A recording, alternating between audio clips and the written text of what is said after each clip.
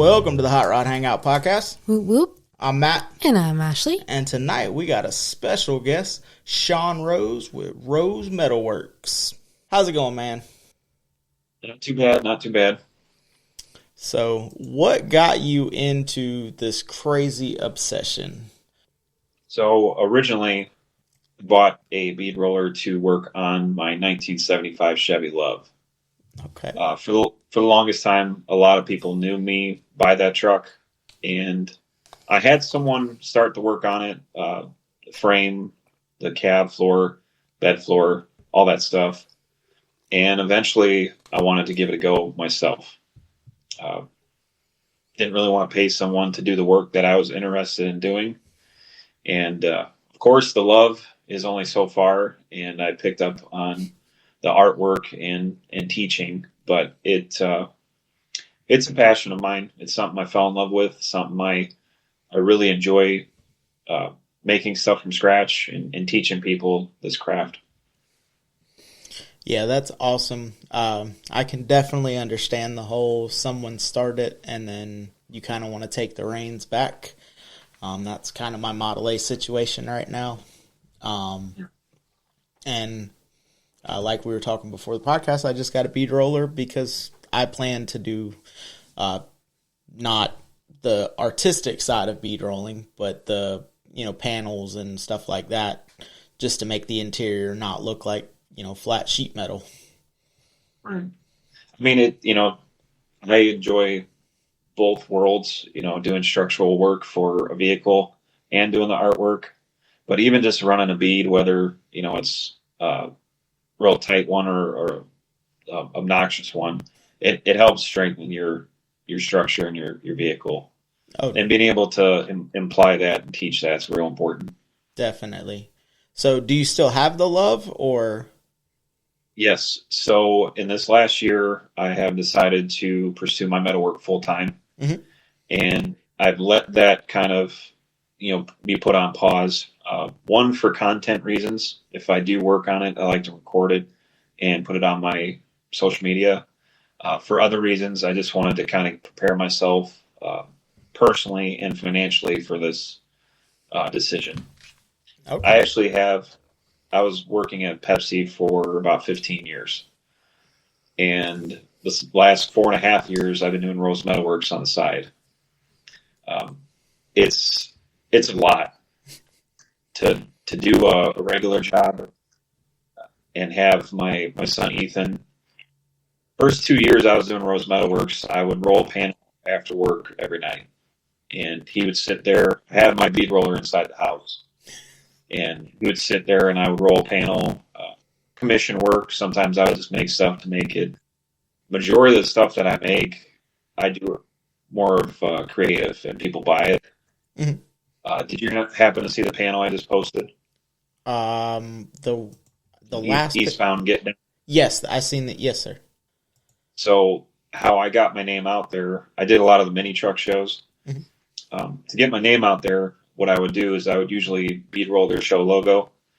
Most of those events have auctions or the raise money for a certain cause. I would always donate my work, and that's how I got my name out there. I would just say, hey, just give us a shout, and our panel can go for whatever your cause is. And it took off quickly. I've had my panel go for a few $100s to a few grand.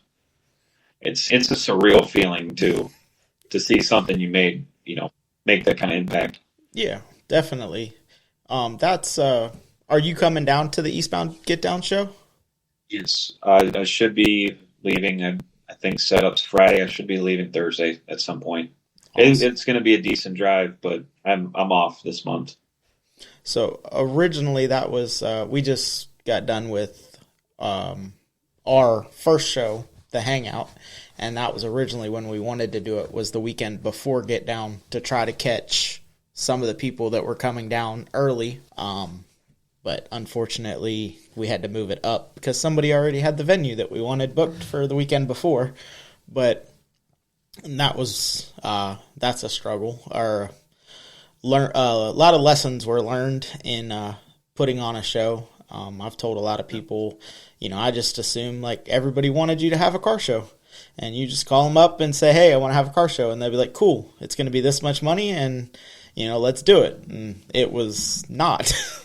So Mike Murray, I've been pretty close with the last few years. He's asked me to come to Eastbound pretty much since he's started, and the problem has always been working around paid time off. So the last 4 years, I've been working with 4 weeks paid vacation, and I've done plenty of turn and burns and a lot of sleepless driving nights. But I told Mike with where I'm at, with wanting to pursue my metalwork, I'll come down this year. I'll set up. I'll make some panels for you.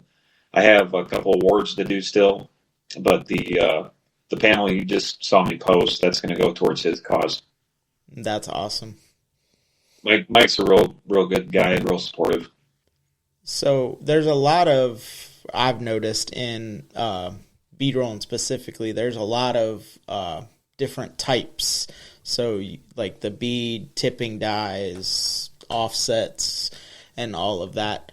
Is there a certain type of art that you like to create with all of them, or do you like to use one specific thing to create an art piece, or do you like to where it's more of a challenge and kind of busy? You got a lot of guys that get into the whole art side, and they typically do standard panels, like Ford script, Flying Eye, Rat Fink, a lot of the traditional stuff. Eventually, I got away from that because I wanted to push myself. You're going to keep rolling the same thing. You're never going to learn anything new. As far as the artwork stuff, these dies they're currently available in a set from Eastwood, but they will be available individually. Stencil dies. Stencil dies are the dies that I use to do all my artwork. They're a nylotron plastic, and the big thing with, like, say, you have your plate style bead roller with the 24 footers or the 2 footers and the 3 footers. Typically what you end up doing is you offset your dies, real tight offset to a big offset. Mm-hmm. The panel you saw me roll, the one I just posted, that was done just with one set of dies. Most people don't believe that. That's crazy. They're pretty impressed by it. Yeah, that's crazy.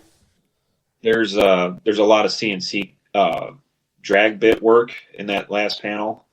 I try not to rely too heavy on the CNC work. I want it to complement each other. It's metal working. It's not just one pass. You want to work the panel. And the big thing about that is using the same equipment, using the same dies, and using the material that you're comfortable with. Mm-hmm.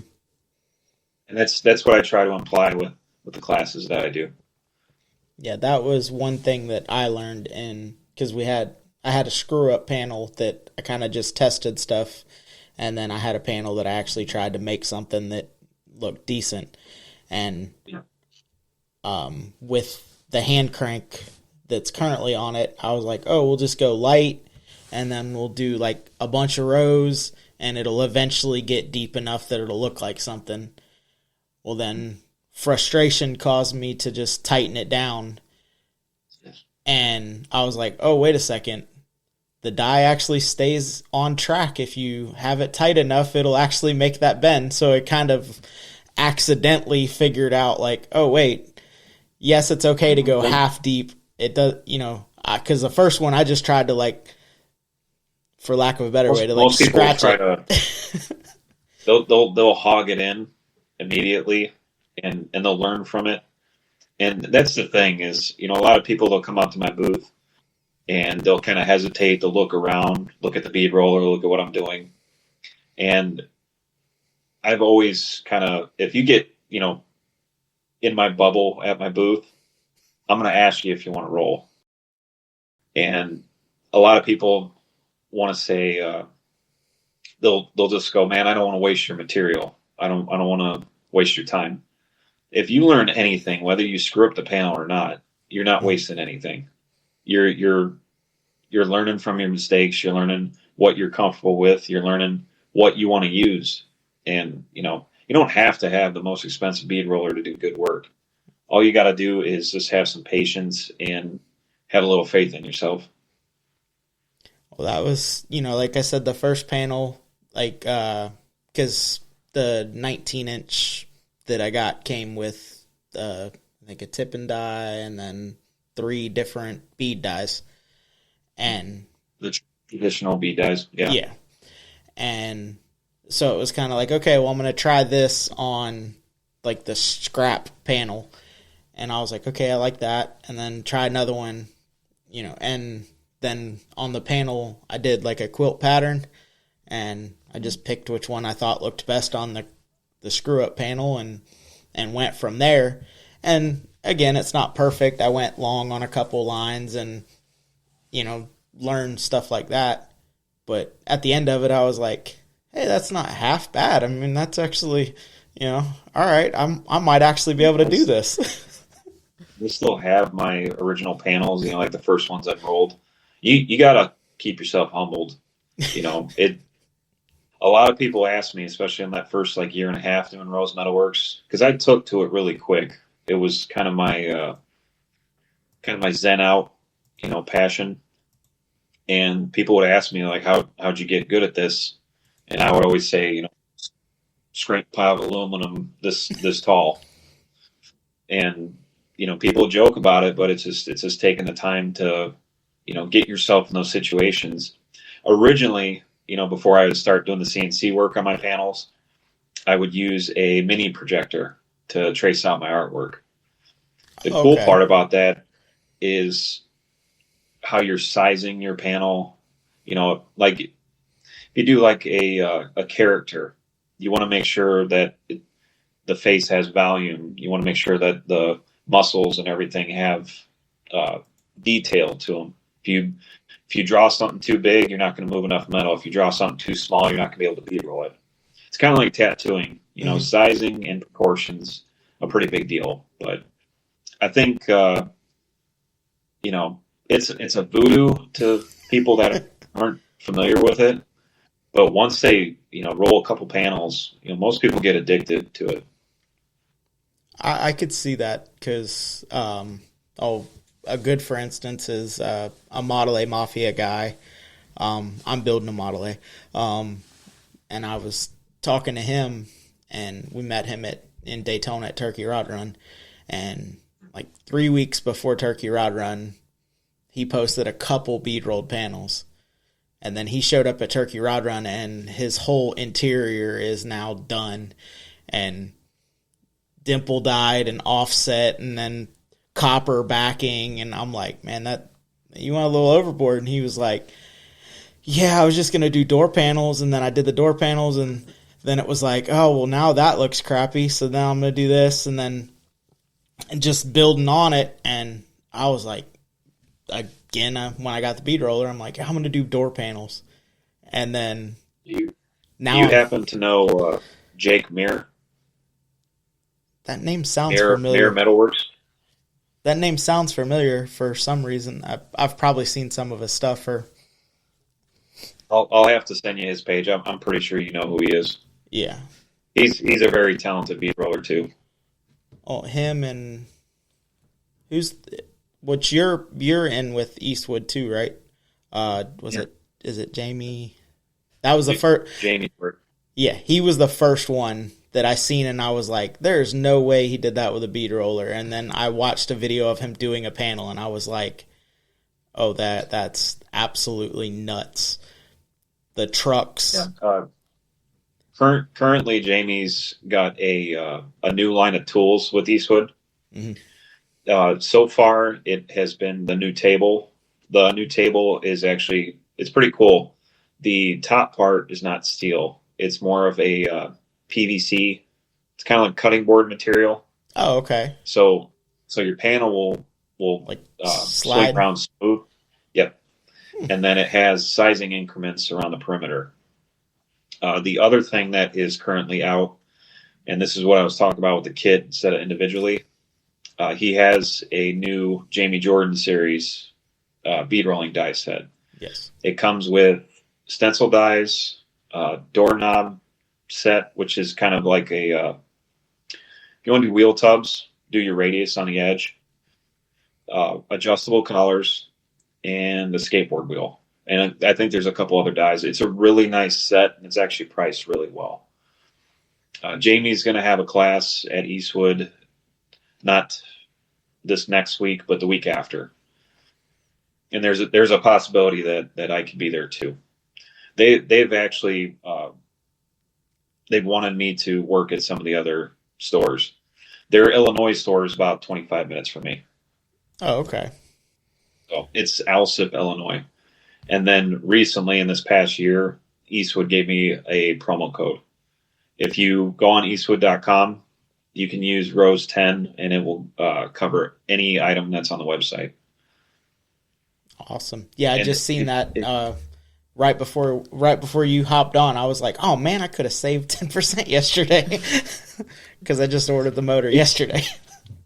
It's good, and what I always try to tell people, some people are a little timid to message people. If you have any questions about non-bead rolling stuff, I know plenty of the Eastwood employees now. If it's something that I can't answer confidently, I'll make sure I get the right answer. But a lot of their equipment has improved. I would say in the last 4 or 5 years. I have plenty of people that they have their welders. Jake, the guy I just mentioned, he got the magnetic brakes. Your traditional box and pan brake. Mm-hmm. He bought their magnetic one. It works great. I've told everybody, if you order something and you have a good or bad experience, just let me know. We'll figure it out. But they've been very supportive of me. Obviously they're working with Jamie and supporting him with a tool line, but they've been just as supportive to me, wanting me to have some opportunities and be able to grow with them too. Yeah, Eastwood is an awesome company, and their tools are priced well enough that somebody that's just getting into it, because like looking at when I first was looking into bead rollers, you look at Balea and all them, it's like I don't know if I can, like maybe this isn't, maybe it's just better for me to go get somebody else, and then even because you don't know when you're first starting out, so to go drop 2, 3, 4 on upwards for the best of the best and motorized and all of that, it's like, oh well, whew, I don't, that's a lot of coin to sit down to figure out that you don't have the patience for it. Or originally my first machine was the 2-foot Bailey, and I bought that in the mindset, like you're saying, I don't know if I can invest all that into a machine. I don't know what I'm going to get back out of it. The one thing immediately that I wasn't happy about is the throat depth, not being able to do a large panel. So the one thing that I try to suggest to people that reach out, first I ask them what they're wanting to use their machine for. But then if you can have the capability of getting a 3-foot machine, you won't regret it. Mm-hmm. If you have even a small group of friends that just needs some minor work, you can make the money back, but you got to be persistent with it. Yeah. But I bought my 2-foot Bailey, sat on it, kind of got used to the process, what dies do and all that. And then I ended up buying a 3-foot Jamie Jordan series Midler. That's the machine that I took around for almost 3 years. Every time I set up my booth, I would bring the machine with me. I would teach at my booth, and I enjoyed the hell out of it. And in this last year, Eastwood actually sent me their 3-foot machine.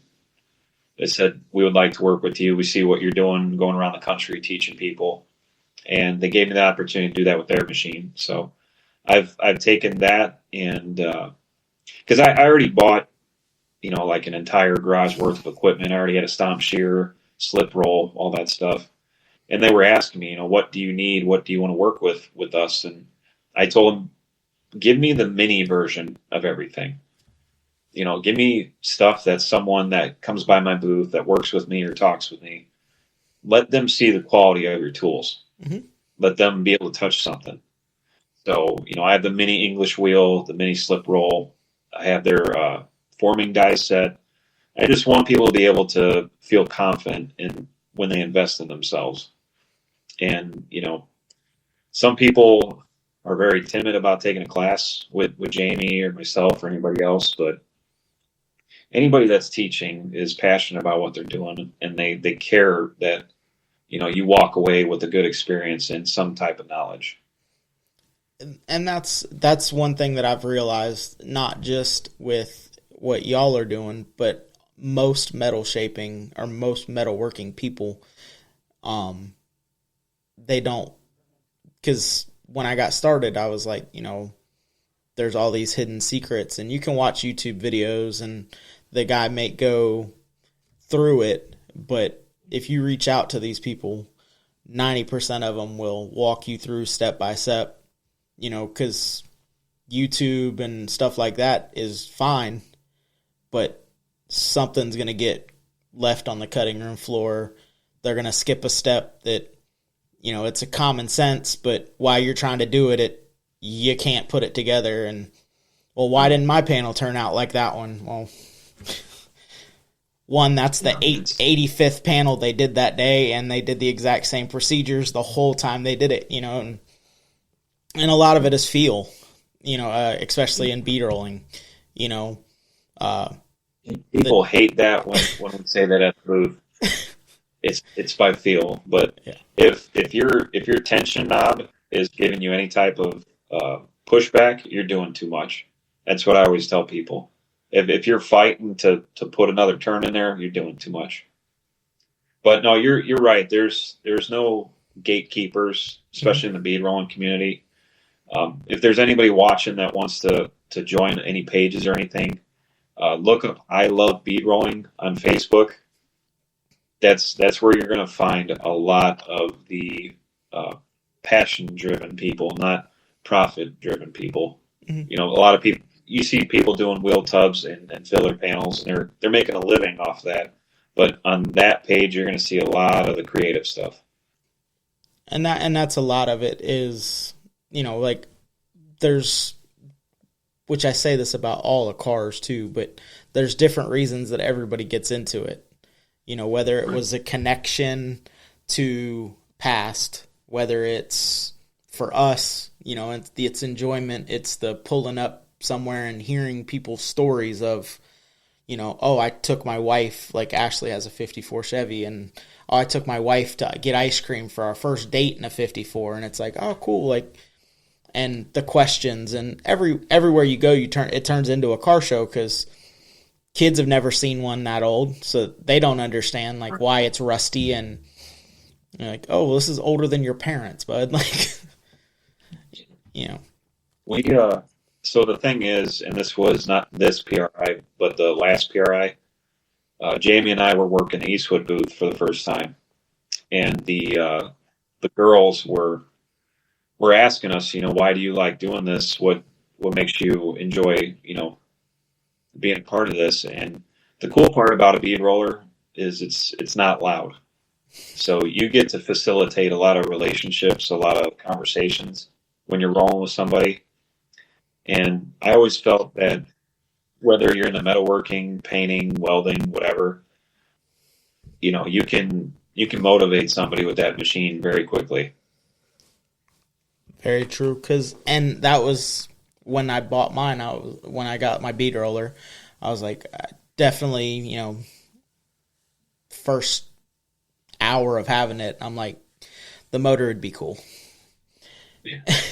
And I'm like, well, but $350, that's quite a bit of money to drop.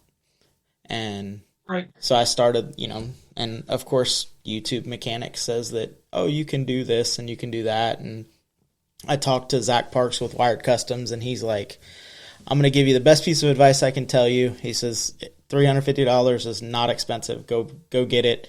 He's like, don't try to rig something up. He goes, you'll never be happy. And then we were watching a video the other night, and I'm like, the bead roller itself was louder than the compressor in the background. And I'm like, no. And then watching y'all's videos or Laz or Lassie or whatever, and Lassie, and I'm like, oh, okay, so that's what it's supposed to sound like. Okay, like, and it's to us going out in the shop, whether it's working on the car, it's supposed to take away some of the anxiety, your day. So if you're going out there and all you're hearing is right next to your head as you're trying to focus, that doesn't help. But I always tell people to always take the time needed for a panel or what you're working on. Even with doing the commission pieces, when my son's sitting around, I wouldn't start a commission piece any time later than 5 p.m. because if I can't finish it or stop at a certain point, I think it's going to take away from the panel. Mm-hmm. But what you're saying, a lot of people try to do like most people call it like a redneck roller, or they'll put like a power drill type setup. There's nothing wrong with doing that, but you got to weigh your invested time into the quality of work you're going to be able to do. And if you're confident enough to invest in yourself, I think any purchase will pay off as long as you're persistent with it. Right. You said that you started the bead rolling to get the love, just do, panels for the love. What made you want to kind of focus more towards the art side as opposed to being like one of those guys that built, floor panels or wheel tubs or stuff like that? I feel like it was a mixture of a lot of things. I wanted to stand out. The last memory that I have of my late father-in-law, we were actually working on the love. He lived in Gary, Indiana, and I would go over to the house and I'd help him with his Camaro, and we'd kind of tear into the love. And that was the last thing that we were kind of stuck on, was cutting out the bed floor. So my wife at the time, she passed away as well, right around my father-in-law. We were actually at the house. My wife had to rest for an oncology appointment, and me and my father-in-law with my son, we went downstairs and we started watching metal shaping videos. And the videos that were popping up were Lazzie's. And Dave, my father-in-law, he looks at me, he's like, "Hey, are these bead rolling videos going to keep popping up?" And I go, "Dave, anything bead rolling related is going to pop up." He's like, "All right." So kept watching Lazzie's videos. I don't think any of Jamie's popped up. I think it was mainly Lazzie's. And we're walking up the stairs to head to an appointment, and I have my son in my arms, and my father-in-law's behind me. He's like, "Yeah, man, let's go in on a machine together. Let's figure this out." Got everything situated, walked out the door, and that was the last time I saw him alive. Something told me that I needed to buy a bead roller after they were gone. I felt there was a reason I had that memory with him. He, I had a couple times where, we'd be working on something. We had the cab on its backside, working on the bottom of it, cleaning up everything, and I just sit there kind of looking around. He had a compressor, had welders, he had all of his tools, and Dave was a strong Italian guy. He's like, "What's wrong?" And I just look around. I'm like, I just wish I had something like this. At the time, we were still living in an apartment. We didn't have a garage yet. The one thing I remember Dave telling me was, "Sean, you're going to get there. It's going to take time. I didn't accumulate all this overnight." And the big thing with my wife and her father was they saw something more in me, and it's pushed me to really find something for myself. It's pushed me to find happiness and purpose with what I do. And, nothing against working at Pepsi for 15 years, but you lose a creative side as a person when you have a job like that. Mm-hmm. And I've done private class with Jamie in Mississippi. I've done some high school visits, and I've demoed a lot in the last 4 years. And I feel that I could have more impact with my life doing those things than having a regular job. So the reason why I committed to buying a machine was my wife's dad, for sure. Oh, we hate to hear about your father-in-law and obviously your wife. Um, I had seen the posts with you talking about your son, and I thought that that was happened, but I didn't want to bring it up. Right. Um, So but it's gotten to the point to where I've had a lot of closure. Um, I try not to talk about it openly all the time. I don't want people feeling bad. I don't want people feeling like that's the reason why I'm doing things all the time, because there is more to it. Um, but her and her dad definitely had a huge impact on my decisions after they were gone. And then I don't know if you've noticed, I have a nonprofit as well. mhm. Have you seen that? I believe I read that earlier. The nonprofit is called Spread the Love. It's a play on words because of the truck. If you look up Spread the Love LUV, it'll Hmm. pop up.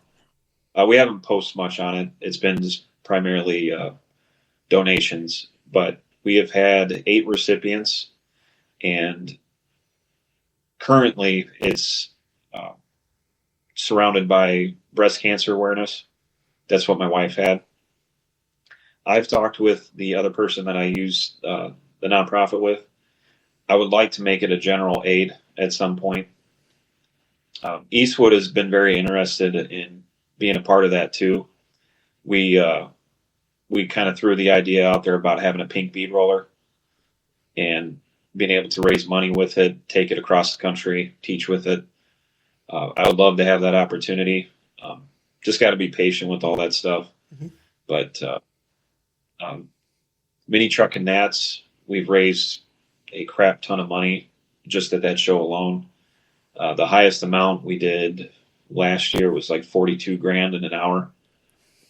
We ended up splitting it from Spreading the Love, and then we did it right down the middle, Spreading the Love and Shop the Cop program. So we helped someone battling breast cancer, and we also helped kids during the holiday season. Very cool. That was It's our that's the stuff that's allowed me to yes. kind of move forward with. That is very awesome. Our show benefited Ryland Strong Network, which was childhood cancer. Um, but I completely understand what you're saying about the day job kind of taking away your creativity and kind of feeling like you have a not a higher purpose, but a better purpose in life. Right. And if you have the ability and the want, it's awesome that you're getting to take the opportunity. I think that was how I started the message to you when I first reached out was, it's awesome that you're getting that opportunity. Um, Right. Kind of I joke and say I'm living the dream, but that's obviously the dream is to be able to take something that you're that passionate about and kind of show others that it is possible. If you work your neck off and you can get what you want out of it, because like your father-in-law said, those tools didn't just appear. It was one piece at a time, and I need this now, so I go get it, and then all right, well, maybe that drill press is next, but I can't afford it right now, so we're using a drill and hopefully it's going to be straight, and then okay, I got a little extra money, you go buy a drill press or the slip rollers, or there's so many different tools that I Yeah. come from a Tried to mechanic background, and no job's hard with the right tool. But I tried to tell people that I didn't accumulate everything right away. It took me about 2.5 years, and the big thing is when all that happened with my family, Ethan was extremely young. He was actually just born. Uh, he went through a lot, and I know him watching what I'm doing and committing to it and fighting for it. That teaches him a lot, mhm. and it makes me feel happier, for the two of us. Ethan, come here, please. I'll have to say hi. Okay. his hair. Hi. Hey, bud. Just wanted to let you say hi, okay? Yeah, the last couple of years, he's a trooper in the truck, man. We put some miles in together. That's awesome. He came with me, so we did Eastwood Summer Classic at Pottstown, their headquarters. Mm-hmm. He was there with me. They gave me an hour session to demo inside their studio. I was in the morning. There was another metal shaper, Ryan Krause, then a detailer, I believe, and then after that was Jamie. So Jamie and I both got to have our own hour.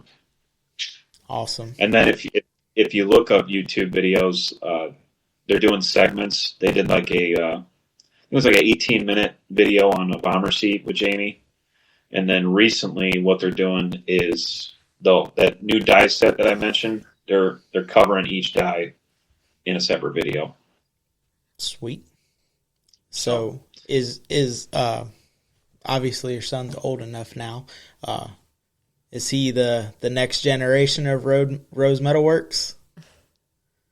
I told him he doesn't have to do what I do. He just has to enjoy what he does. Mm-hmm. And if he doesn't enjoy it, at least finish it.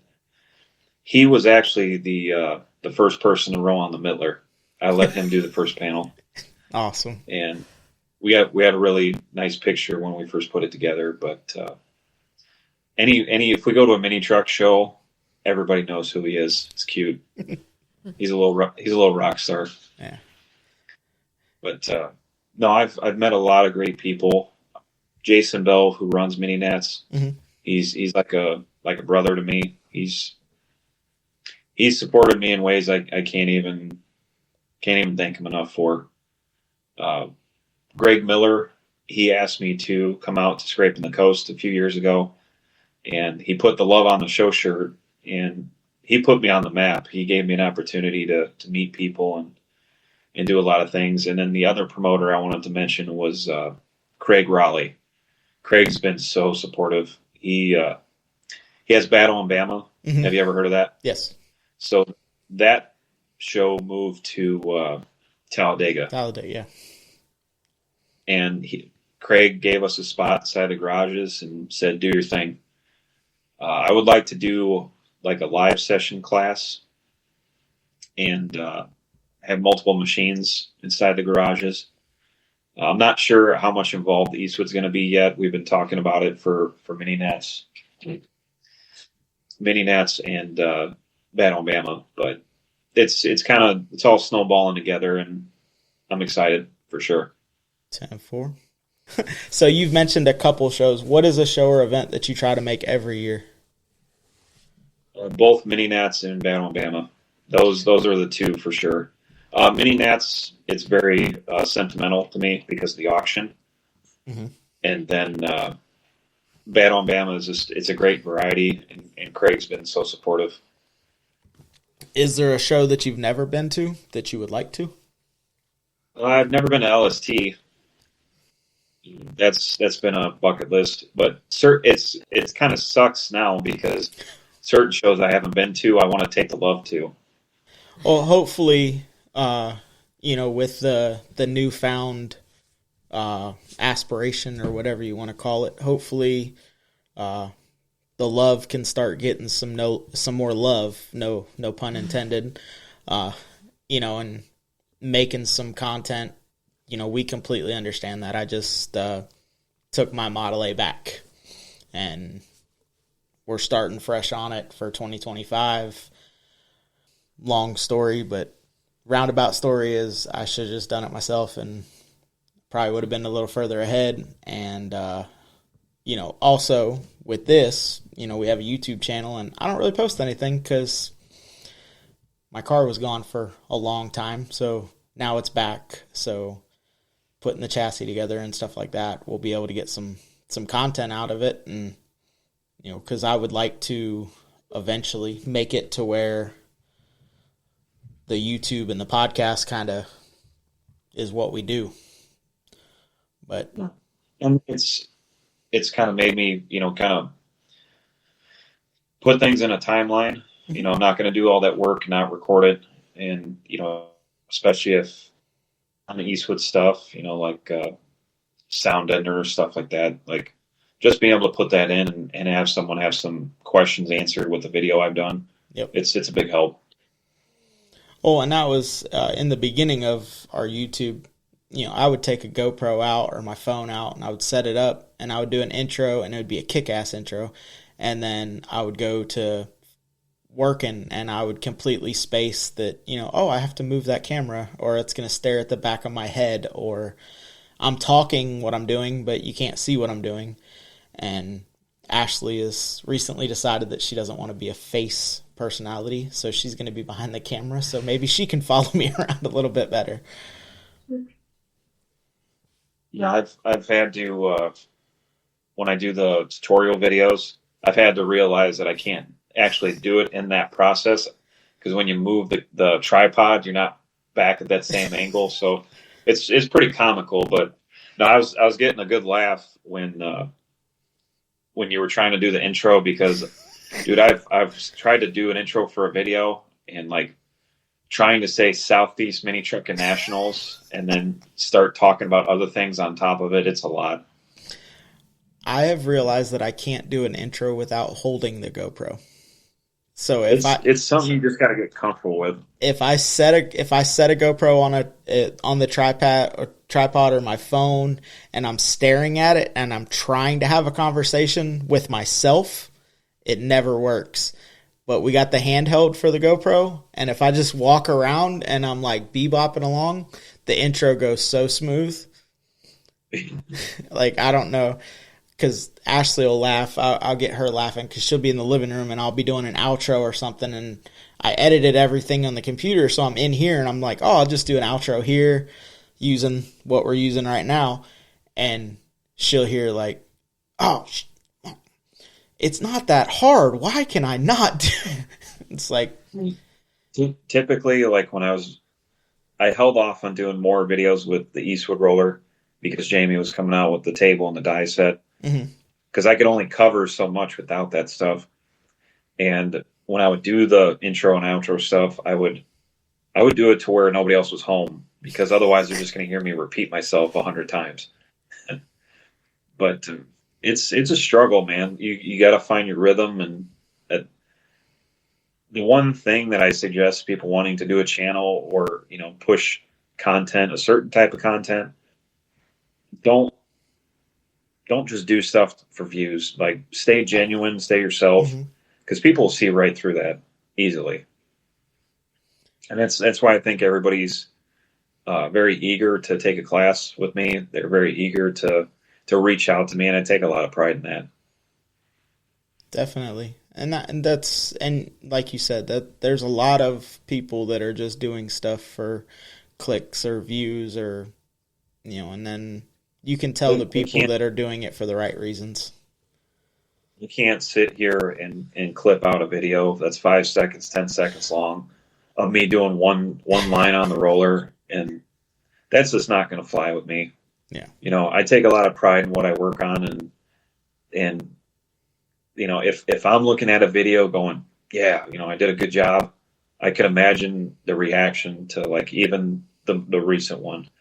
I'm sure, like, you scrolling through my page, like, you see each different panel and you're like, man, he loves what he does. That's all I want. Mm-hmm. And also, when the one thing with content itself is there's certain things that you're proud of and you want to put out that you can't. Like you were just saying with, his table and stuff like that, you get to a point and you're like, well, I don't want to take away from what he's got. When it comes out, then I can kind of not piggyback, but I can jump back on and, hey, this is what we can really do with it. Because it's everybody's different perspective. There's going to be 15 different ways to get a similar result. A good, for instance, is our logo for the show. Johnny Jalopy did our logo. Mm-hmm. And he was like, well, what do you want? And I'm like, I want a Johnny Jalopy version of my car for the show shirt. And he was like, game. He's like, anything else? And I was like, nope. I want you to sit down and I want you to draw it because I don't want it to be my version of a Johnny Jalopy art piece. I want it to be out of your head. And it turned out killer. Unfortunately, my Model A wasn't there. So I was like, oh, yeah, this is what it's going to look like, guys. But, you know. And yeah, I had the love on the scraping shirt, and then Jason put the love on mini nets. They called it the golden ticket. It puts a lot of pressure on you when they do that. Yes. But no, I so the high school that I taught at was actually Jason's wife's work. Okay. And I was able to teach in 2 visits. I was able to teach 100 kids.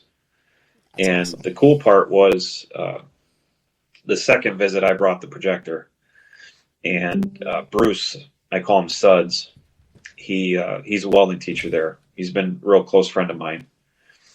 And for a while, like bead rolling, I wasn't, I felt like I didn't know a whole lot. I felt like should I be teaching? Should I be in this position?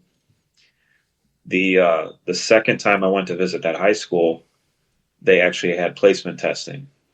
Bruce comes up to me and he says, I want to apologize, but these kids don't have to come back for your second day. They got to do placement testing, and then they can have tomorrow off. Out of 45 kids, 43 of them came back the second day. Hell yeah. And it was then that I realized like I could have an impact. Mm-hmm. So what we did the first day was a 2x1 mild steel panel, and I just taught them the base of bead rolling. So we just did a perimeter loop around the edge, and I said, don't bead roll anything in the middle. We're going to say that for tomorrow. So all the kids that came back, I let them use the projector, and they traced whatever they wanted in the center of the panel. Now, the stencil die is going to act a little different from aluminum to mild steel, but you could still move some metal.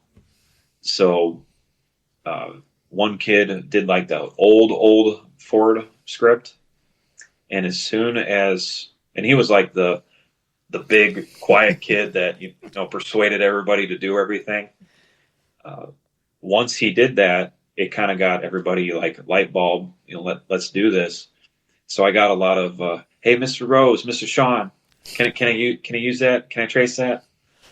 And there was people making all kinds of different stuff inside the panel, but there was 2 boys. They one of them did. It's Tennessee, so one of them did a bear silhouette, and the other one did the Jeep script. The block letter script. Mm-hmm. Usually after a visit or anything that I do, I'll post about it, obviously. And like I was telling you, I didn't know if I really was meant to be in this position, so I'm just scrolling through my phone, through videos and photos, trying to pick out what I wanted to post. And I got to those 2 young boys, and I looked at the Jeep script panel. I'm like, his corners were, crisp. They met. I'm like, that he could have welded that panel into that vehicle. It was so nice. Yeah. And it was like in that moment, I felt, yeah, I could do this. And it just, Bruce has always been supportive. Those 2 visits, I didn't ask for anything. The first time I was there, they actually had the local paper there, the superintendent there, and they made it a big deal. And I really appreciated it. But my goal for this year, I would love Eastwood to be a part of it, machine-wise. I would like to have an enclosed trailer with multiple machines that I could take across the country and set up anywhere. Whether it's a program, class, shop, I would love to, this time of the year, Ethan's in school, but I would love to, when it's summer vacation, that we can just go wherever. I can teach, I can do commission work, I can do public stuff, whatever. But I feel that that's my place in life. That's where I feel like I can make the biggest impact. Very awesome. And while you're talking, like I can see the passion and hear it in your voice, and that's awesome because it's not fake. It's not like you figured out something that you can make some money at and you're decent at, and well, you're above decent, but that you're good at, and you just do it because Yeah. that's kind of the day job that we're all trying to get away from is, the I do this for a paycheck type thing. I don't need to be a millionaire doing this. I don't need to be famous doing this. I just want to know that when my time's up, I did something good with my life. And like I said, trying to instill that in my son, because him losing out on that time with his grandfather and his mother, that's a really big loss. Mm-hmm. And anything that I can give to him is important to me. Whether it's a lesson, something material, or just knowledge. Uh, that kid is so sorry if I'm getting. Yeah, you good, bud. He's been through a lot, and he's very unaware of it. It's a norm to him, and I just want to take him across the country, make memories, and make a living, and teach people, motivate people. And if someone learns from me and they're not in the bead rolling, but they're like, yeah, man, I need to get back on that spool gun. Man, I need to get back on that airbrush. Yep. Then I did what I needed to do. I just, especially in the last 2 years, I'll work around my pay time off and try to do these shows, and everybody's very encouraging to me. They'll say the same thing. They can hear the passion when I'm talking. And then I go back to work and I feel like a complete shell of myself. It's not the worst thing in the world. No. It's a paycheck and you're able to provide, but you got to have some self-satisfaction. Yep. You got to feel like you're, like you said, serving a purpose. So, what was cool when you reached out to me is the fact that the day I made the announcement about, pursuing this full time, you reached out to me. That actually meant a lot to me, and I'm not all about like engagement or how many likes things get, but that shows you people are paying attention. They're like, man, cool for him, good for him. He can do some damage. And that's what it is, like I jokingly say, like, living the dream. And, me and Ashley have had the conversation that I wish that I could do this full time, build cool cars. I don't want to build stuff for other people car wise, but, put my best foot forward, go to shows, meet people, hear people's stories. So when I seen your post and it wasn't a bragging post, it wasn't a look at me, it was a, hey, I'm going to pull the trigger because I have an opportunity to do something that I want to do, and I'm going to be awesome at it because I know that this is my passion. And so that post kind of hit me, and then even while you're talking, like, it makes me, even though it's cold as all get out outside, not like y'all, but it makes me like, oh, okay, I need to get lights up in the shop. Like, we need to get this bender mounted, and we need to get this stuff done so, like, I can get back on that car, because that's what it's a passion thing. And we're not at the point of being able to escape the 9-to-5s yet. But hearing people talk about that they did it inspires me. Like, hey, if I keep up my passion, there's a chance that I can do the same thing. You said that when you and Ethan go to car shows and he gets recognized and, he's a rock star. Well, when we first started, we're a little over a year into this podcast, and I was talking to there's a podcast in Texas that helped us get started or helped us grow.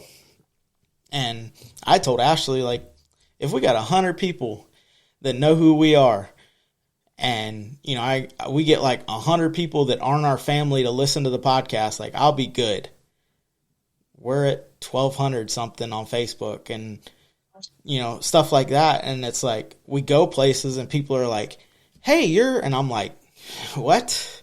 Okay. Yeah. And even like at our show, these people I never met before. We had a guy a guy and his girlfriend came from Missouri and Oklahoma, drove a '53 Chevrolet towing a dragster, like to our show, and I'm like, okay, and I've had him on the podcast, and cool dude, but they literally just took off because it was a memory and a road trip to come hang out with me, and I'm like, who am I? Like, I'm nothing special. I'm just a car guy that likes to talk to people.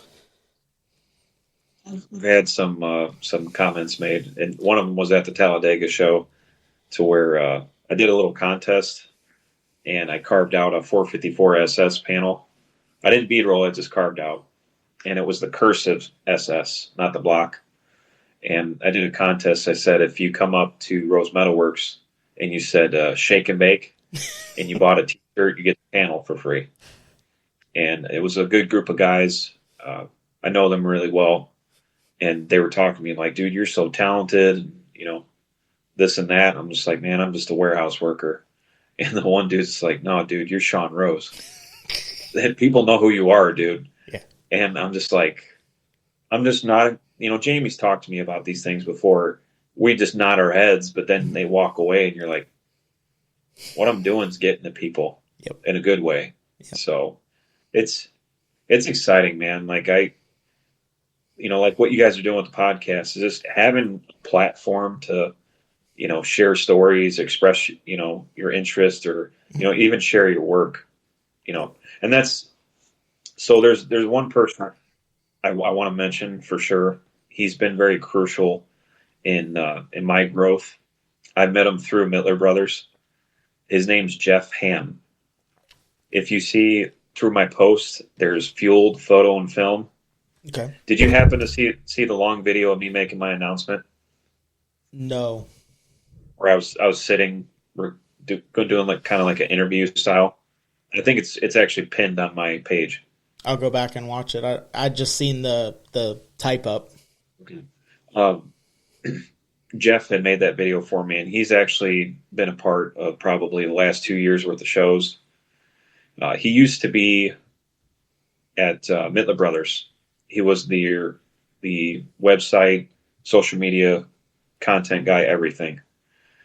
Shortly after I met him, he actually got a job with Classic Car Studios in St. Louis. He's trying to get his brand going, but he's a very, very talented person. And some of the videos you see, clips and stuff, they're actually from him. But I wanted to give him a shout out. And if anybody that watches your guys' podcast, if you guys want to look up Fueled Photo and Film, he's a very talented guy. If you would like to have like a profile video done of your shop or your build, reach out to him. He'd be very interested. But I'm just trying to. I've always been the believer of bringing people up with me. If I got these opportunities, I want to give those same opportunities to everybody else. Well, when Ashley goes back and edits the podcast, she'll make sure that his information ends up in the show notes, and also I'll reach out to him. Thank you. Thank you. I appreciate that. Anything we can do to help, because again, it's a big community, and we always say that we were born in the wrong generation, and I kind of missed the whole going out and hanging out with your buddies in the garage and building cool stuff together. And it's with social media, it's gotten easier or harder to communicate. But social media has made it almost impossible to communicate. It's made it so easy, but communication falls through. That's the biggest. That was the biggest hurdle that we had. It's you reach out to somebody and yeah, and then something falls through the cracks and you never get them back. And it showed me I seen the announcement, I wrote you, and you immediately wrote me back, and I was like, oh, so this guy actually is legit. Because you get people we write messages, and it's like a month later, oh yeah, I've meant to write you back, and it's like, okay, well, I wanted to talk to you, and now you're going back and you're trying to figure out because you kind of get set all right, I got this guy coming on. He's bead roller. He's doing this. He's doing awesome stuff and blah, blah, blah, blah. Well, then it falls through.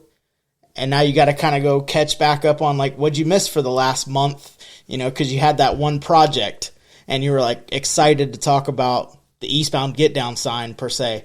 And it's like, oh, well, that's old news. That's been 3 months ago. You've made 4 or 5 panels for other shows since then. And you want to keep people updated.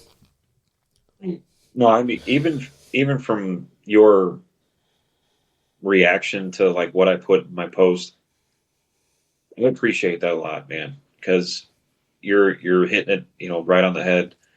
I don't share stuff for attention. I share what I think's important to me, Mm-hmm.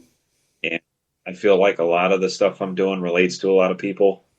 I don't want to rub things in people's faces. I know not everybody's supported by a tool company. Like I don't even plug my code a whole lot. I try to watch out for people, you know, hey man, I'm looking for a bead roller. Mm-hmm. Hey, you know, has anybody ever dealt with this? Like I'll privately message someone instead of, you know, plugging something. Yeah. So, but no, just hearing your reaction to that, you know, that's what I'm trying to get across to people. You know, I just want to motivate people to, you know, do what they want to do. Well, how can people get a hold of you, your socials, and anything else that you'd like us to know about Rose Metalworks? So for Facebook, Rose Metalworks page really isn't busy a whole lot. You can look me up, Sean Rose, SeanRose. Just like Instagram, I'll reply pretty quickly. Instagram's Rose Metalworks. We do have a Spread the Love page. It's not too busy right now. It might change this year. And then anything else, Rose Metalworks at yahoo.com if you guys are interested in taking a class, setting up a class, or if you have just private questions you want to ask about equipment. I try to reply to people as fast as possible. If I don't get to you right away, I definitely will respond. But if you have questions about any products, Eastwood products, or bead rolling questions, metalworking questions, don't hesitate to ask. I don't want to gatekeep. I just want to help people learn the craft and hopefully help them finish your project. Very cool. And what is one piece of advice that you would give somebody that's trying to get into the car culture in general? I'm going to say something my dad said to me before he passed.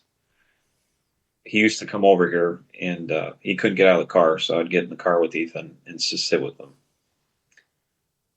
With everything that I went through, he actually lost his wife, too, when he was my age. He gave me a piece of advice that I think kind of goes along with this question. My father told me, if you found something you love doing, find a way to never stop doing it. And I firmly believe that. If you enjoy what you're doing, whether it's mechanical, fabricating, painting, find a way to keep doing it. Find a way to learn from somebody. Find a way to invest in yourself. Products, equipment, anything. If it's making you happy, it's making you happy for a reason. And just pursue that, and you will not be upset about it. Very awesome advice. Is there anyone that you want to shout out before we go through our list of sponsors? Well, just, you know, once again, Jeff Ham from Fueled, Jamie, he's been a huge impact in my life. Look for stuff for him on the YouTube pages, on the Eastwood pages, his new products. Adam Dooling from Dooling Designs. He's more of a CNC person. He's very supportive of me. And then if you guys ever have a chance to go to Mini Nats or Battle in Bama, those two shows are amazing. Hell yeah. So probably not this year, but they are on list of shows that we're going to try to get to. Yep. All right. Well, before we get out of here, make sure you go show BP Customs some love on Facebook. Check out Throttle Attic using code word HOTROD for 15% off. Make sure you go show Johnny Jalopy some love. Facebook, YouTube, JohnnyJalopy.com. And go show Low Income Clothing, Low Income Photos, also Brahmagan Media some love on the Facebook and Instagram, father-son duo. And make sure you go show Wrenching for the Future some love on Facebook, Instagram, and TikTok. They are doing some awesome stuff, and I hope 2025 might be a year that I can get in on one of their builds. And be sure to check out Ty Blends from Top Notch Barber Studio on Instagram or Ty Blends 1 on Booksy.com. All right, guys. Till next time, get out and drive your shit. See ya. Later. See you guys.